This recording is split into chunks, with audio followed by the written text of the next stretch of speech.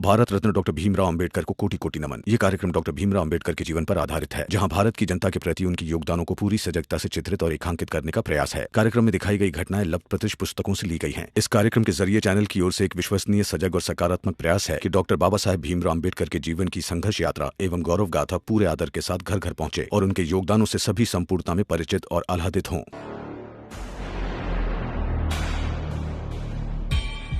देख, अब ये बहुत ज्यादा हो रहा है। रत्तम जोशी हमें बता रहा था कि भीमराव के पक्ष से लड़ने के लिए तूने भीमराव के वकील को ही कहा था, और उस छोटी जात वाले भीमराव और रमा के लिए तू शरबत का गिलास भी लेकर गई थी पिलाने के लिए। ये सब नहीं चलेगा।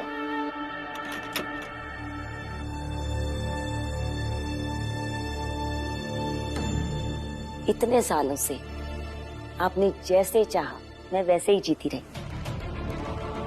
अब अगर कुछ दिनों से मैं अपनी मर्जी का कर रही हूँ तो आपको इतना बुरा लगा है? अगर तुझे कुछ करना ही है तो अपनी जात, अपनी बिरादरी, अपने समाज के लिए करना। उस छोटी जात वाले भीमराव और रमा का साथ देने की क्या जरूरत है? क्या मिलता है तुझे? आत्मविश्वास और आशा।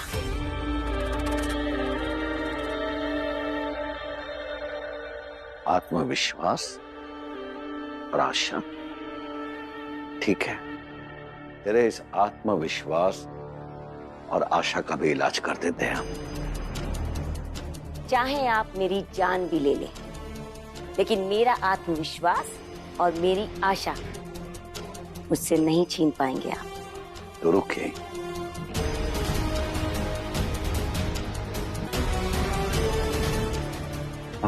पानी सर से ऊपर चला गया है।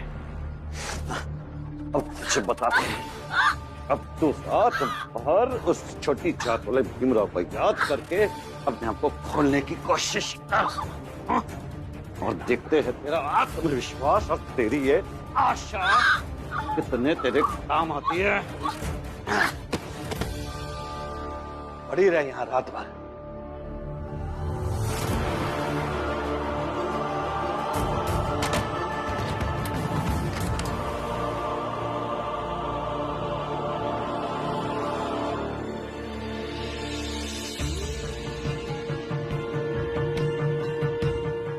भीमराव, अरे तुम्हारे सर किस बात के बहुत बड़े वकील हैं? कुछ कर ही नहीं पाए।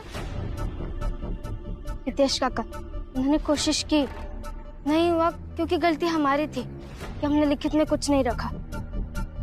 हमें क्या पता था? हम ठहरे सीधे साधे लोग, ऊंची जात वालों का छल कपट हमें क्या पता? हम नहीं समझ पाए। कम से कम सरकार और कानून को तो समझना चाहिए था। आई, यही बात तो भीमराव भी कहते हैं, और यही बात वो कब से कहते आए हैं। लेकिन आपको तो उनकी बात गलत लगती है ना? चिढ़ होती है आपको। और अगर बुरा लग रहा है तो आप इस बात की घोषणा क्यों नहीं कर देती कि आप भीमराव के समर्थन में हैं?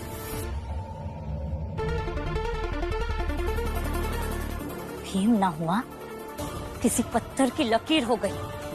कुछ भी कहो, सब तराजू में तोलने लगते हैं कि वो बात अगर लकीर के इस तरफ है तो समर्थन में है, और लकीर के उस तरफ है तो विरोध में है। अरे लकीर के इस तरफ उस तरफ क्या होता है?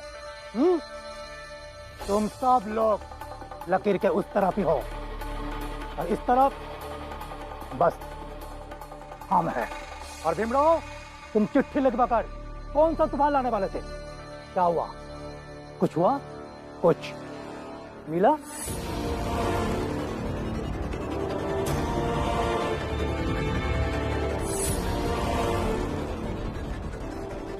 मिला ना सर।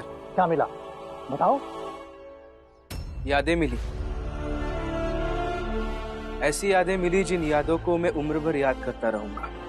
याद करके रोऊंगा, गुस्सा कर सकूंगा, और खुद को आगे की लड़ाई के लिए तैयार भी कर पाऊंगा। तो बताओ, कौन सी यादें मिली है तुम्हें? छोटी जात वालों को अदालत के अंदर ऐसे प्रवेश नहीं है। तुम्हारा वकील अंदर जाकर बात करेगा, तुम सब यही रुको। यही कि कोर्ट के बाहर मेरे जात के लोग अपने ही मुकदमे में शरीक ना हो पाए। तो कोर्ट के अंदर तुम सब लोग चले जाते तो फैसला बदल जाता? सवाल फैसला बदलने का है ही नहीं सर। सवाल ये है कि जात के नाम पर अदालत के दरवाजे कैसे किसी के लिए बंद किए जा सकते हैं। सवाल ये है कि न्याय का घर नियम, कानून, साक्ष्य इस सब पर चलेगा या बड़ी जात वालों की मर्जी पर। सवाल ये भी है सर कि जब उस अदालत के बाहर हम सब अपने फैसले का इंतजार करते हुए बैठे थे, तब हमारे मुद्दे पर अंदर क्या बहस हुई, क्या दलील दी गई, हमें क्यों नहीं बताया गया?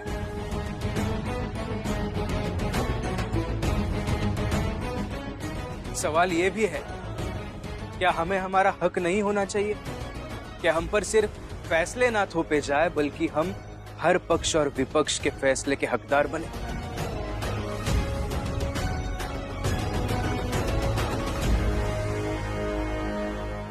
देखो, तुम्हारे सभी सवालों का जवाब यह है कि तुम और तुम्हारी जात लकीर की उस तरफ इतनी दूर रहते हैं ना हम सुन सकते हैं, ना ही हम देख सकते हैं। इसलिए मैं जो कह रहा है ना, तुम लोग भी वही सोचो, ताकि बाकी की जिंदगी आराम से गुजर जाएंगे। नहीं तो ऐसा ही दर बदर जिंदगी भर घूमते रहोगे, समझे?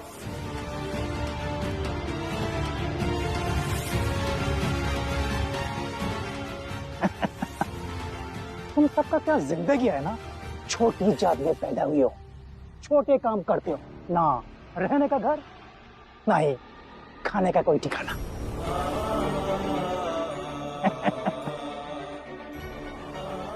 साहब जाने दीजिए ना, इन्हें और जलील मत कीजिए। तुम मुझे सिखाओगे? हाँ, मुझे क्या करना है क्या नहीं करना?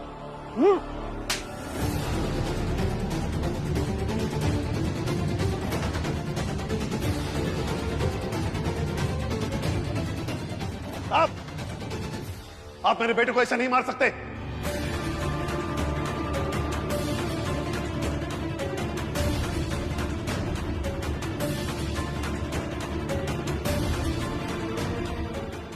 बेटे,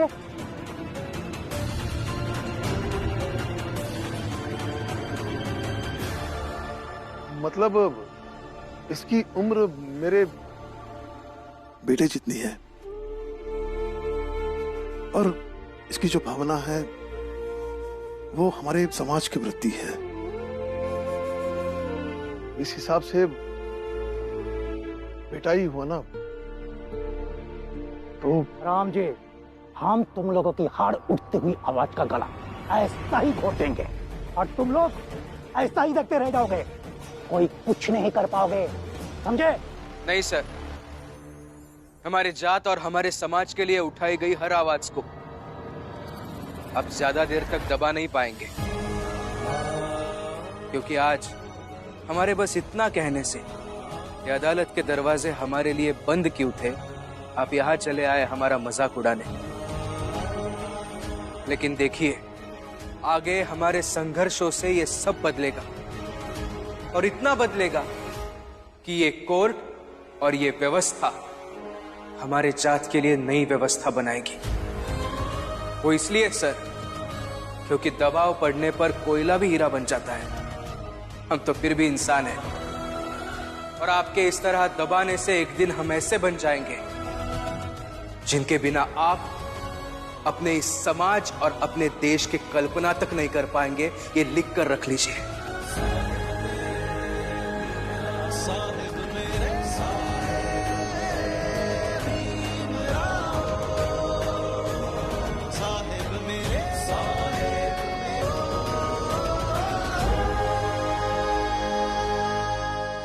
और साहब, मैं आपसे उम्र में बहुत छोटी है, लेकिन एक बात कहना चाहती हूँ। हाँ बोलो। आप यहाँ क्यों आए? हमें ये बताने कि हम कैसे हार गए। ये तो हमें पहले से पता है, या आप हमारी हारी हुई हालात देखकर खुश होंगे?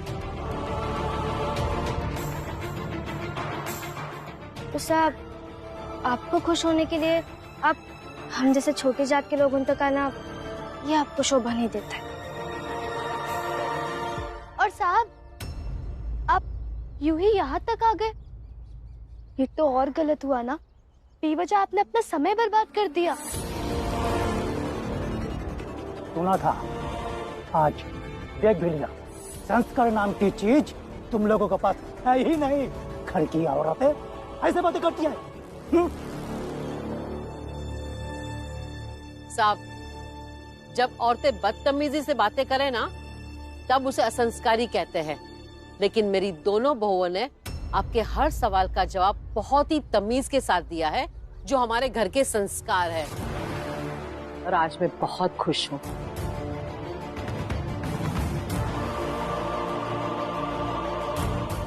चलो।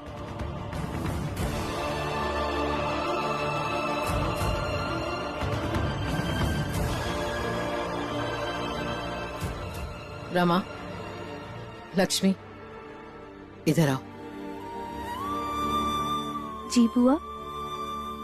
आज तुम दोनों ने जिस तरह से जवाब दिया,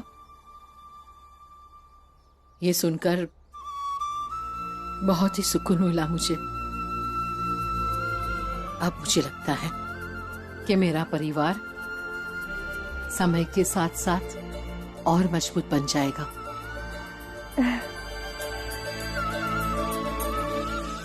लेकिन बुआ, इन सब के पीछे सिर्फ एक ही आदमी का हाथ है।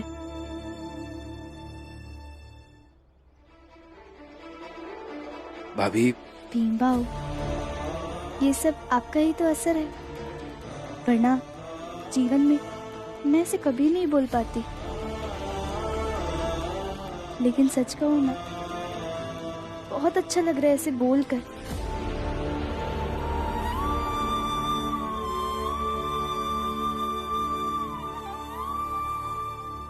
भीमराव, ऐसे औरत जात का सर पे चढ़ाना ठीक बात नहीं है। अपने हक के लिए लड़ना और बोलना सर पे चढ़ाना नहीं होता जोकू काका। चाहे वो आदमी हो या औरत, उसे इंसान तभी कह सकते हैं जब वो अपने लिए और दूसरों के लिए लड़े और बोले। भीम, हक की लड़ाई अगर मर्द लड़े ना तो ही अच्छा है। लेकिन औरत और मर्द एक साथ लड़े तो लड़ाई और भी ज्यादा मजबूत होती है।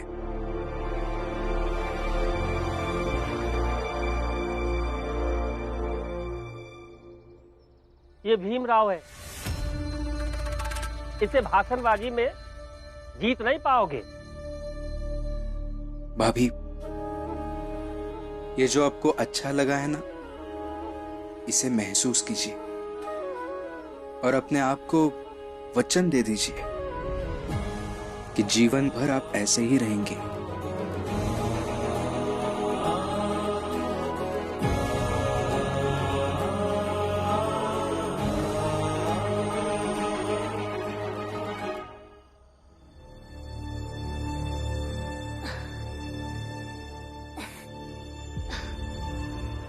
आप मुझे कितना भी बांध कर रख ले, फिर भी मैं चुप नहीं रहूंगी। सुन रहे हैं आप? मैं भीम का साथ जरूर दूंगी। मालकिन, आप कितना भी चिल्लाए, मालिक सुनेंगे नहीं, क्योंकि वो यहाँ पे है ही नहीं। वो गए हैं भीम की चाल पर जश्न मनाने।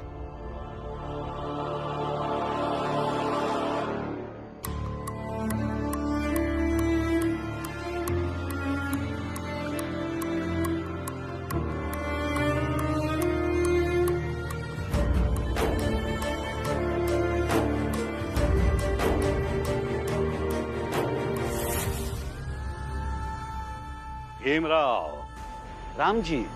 बाबा, हमने तुम लोगों से कहा था ना कि हम रात में चाल में आएंगे जश्न मनाने, तो देखो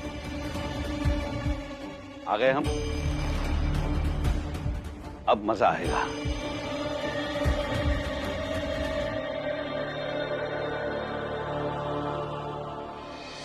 बोलो।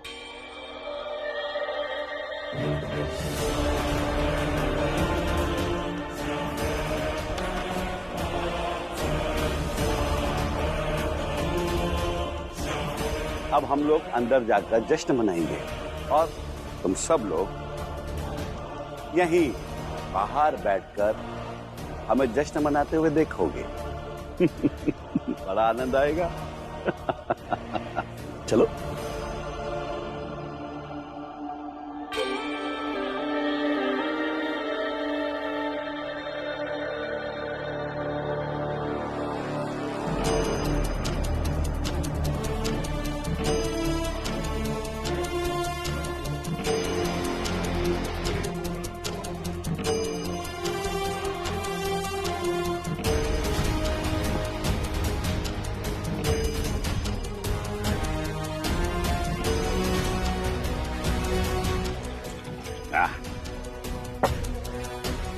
ये लो,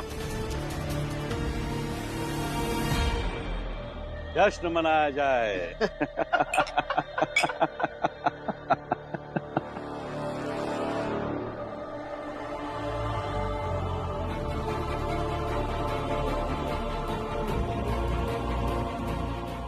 आई, कुछ खाने को मिला?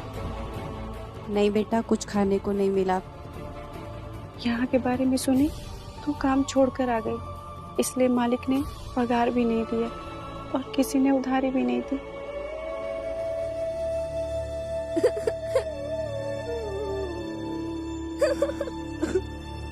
प्रचंड देव जी, भूखों के सामने जश्न मनाने का अपना मजा है। ये बिल्कुल सही कहा तुमने।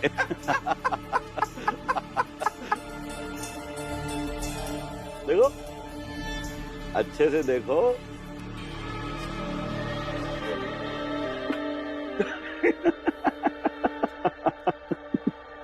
आई, कुछ तो खाने को दो, बहुत भूख लगी है। दीपक, मैं कुछ देखता हूँ। कहाँ जा रहे हैं आप और क्या देखेंगे? क्या व्यवस्था कर लेंगे?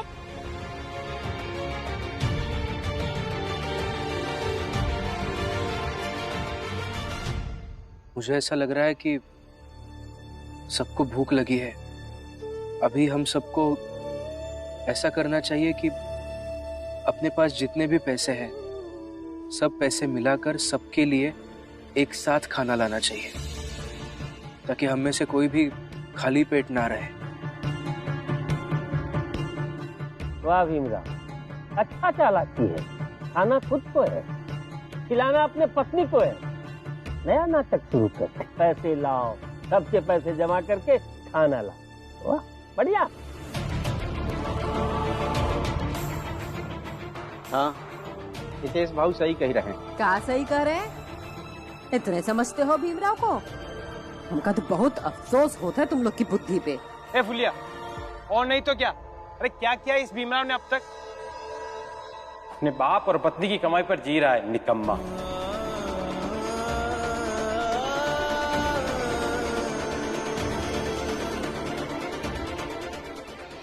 ए जनार्दन, ये सब ना तुम लोगों का किया धरा है और भीम को सुना रहे हो। अरे तो हम लोग ये सब सही समझ के ही किए रहे, और अगर कहूँ कुछ गलत हुई गवा तो हर बार हर चीज के लिए हम लोगन का ही गुनहगार नहीं समझा जा सकता है। देखिए काका, शांत हो जाइए। अभी इस समय आप गुनहगार है नहीं है, इससे बड़ी समस्या ये है कि सबको भूख लगी है। वो बच्चा बेचारा भूखा है। मुझसे और रमा से दिक्कत है ना आप लोगों को? हमें नहीं चाहिए आपका खाना, लेकिन मेरी बात मानिए, सब मिलकर पैसे निकालिए और सबके लिए एक साथ खाना मंगवाइए।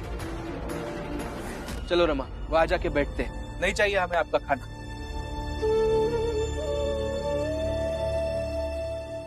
आप कहा? तुम लोगों के साथ और कहा? नहीं दीदी, इन्हें दिक्कत हमसे आपसे नहीं, पर आप बैठिए। बैठिए, बैठिए।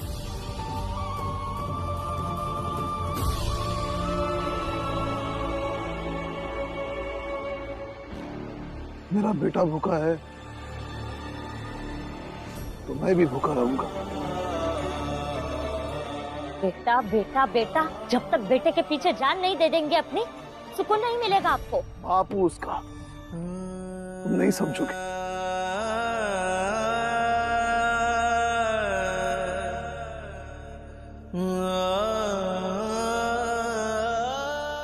बाबा आप क्या बाबा?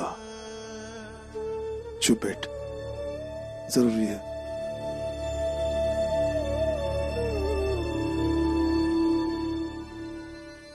भीमराव, बड़ा शौक था ना ऊंची जात के लोगों से टकराने का?